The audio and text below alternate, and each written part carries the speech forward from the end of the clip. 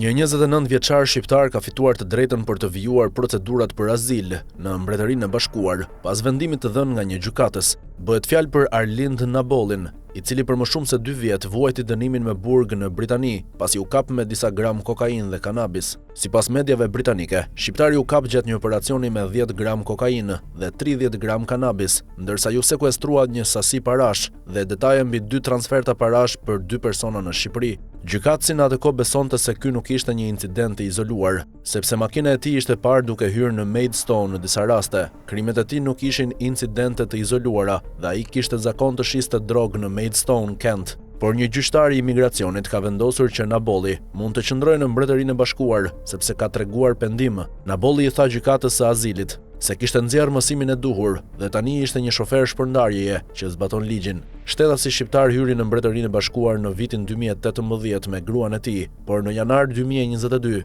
Ministria e Brendshme lëshoi një njoftim dëbimi sepse kishte kryer një vepër të rëndë penale. Gjykatësi i gjykatës së lartë, Karim Ullah Khan, i dha të drejtë shqiptarit që të qëndrojë në Britaninë e Madhe. Tribunali i lartë i dhomës së imigracionit dhe azilit dëgjoi se ai nuk apeloi dënimin fillestar nga gjyqtari, sepse ju këshillua se kjo do të bënte dënimin e tij më të gjatë. Ai u tha gjithashtu se gruaja dhe fëmijët nuk kishin ndërmend të largoheshin nga Mbretëria e Bashkuar, nëse ai deportohej dhe se ai nuk mund të duronte dot ndarjen prej tyre. Në vendimin e gjykatës së lartë thuhet, Nabolli pretendon se sjellja e tij nuk përbën një kërcënim të vërtetë, të pranishëm dhe të mjaftueshëm serioz, që prek interesat themelore të shoqërisë. Ai pretendon se dëbimi i tij nga Mbretëria e Bashkuar do të ishte jo proporcional sipas ligjit të BE-s, duke pasur parasysh kozgjatjen e qëndrimit, forcën e lidhjeve që ka ai me Mbretërinë e Bashkuar dhe faktin se sjellja e tij fyese ishte një vepër penale e njëhershme. Ai deklaron se ka nxjerrë mësimin e duhur dhe nuk ka kryer përsëri shkelje nga lirimi i tij nga burgu, që në fillim të prillit 2022.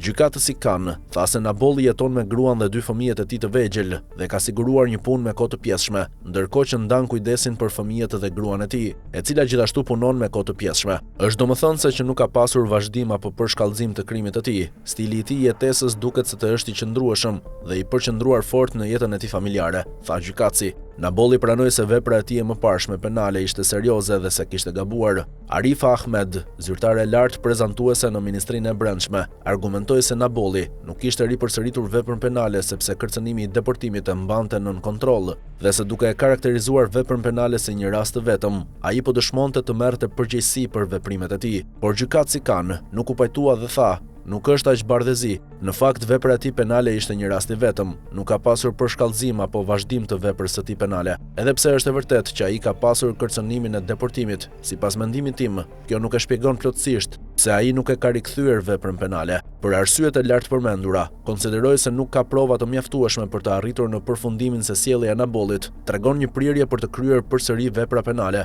dhe për këtë arsye sjellja e tij në këtë kohë nuk përbën një kërcënim të vërtetë, të pranishëm dhe mjaftueshëm serioz që prek një nga interesat themelore të shoqërisë. Rrjedhimisht, apeli i tij është i lejuar, tha gjyqtari.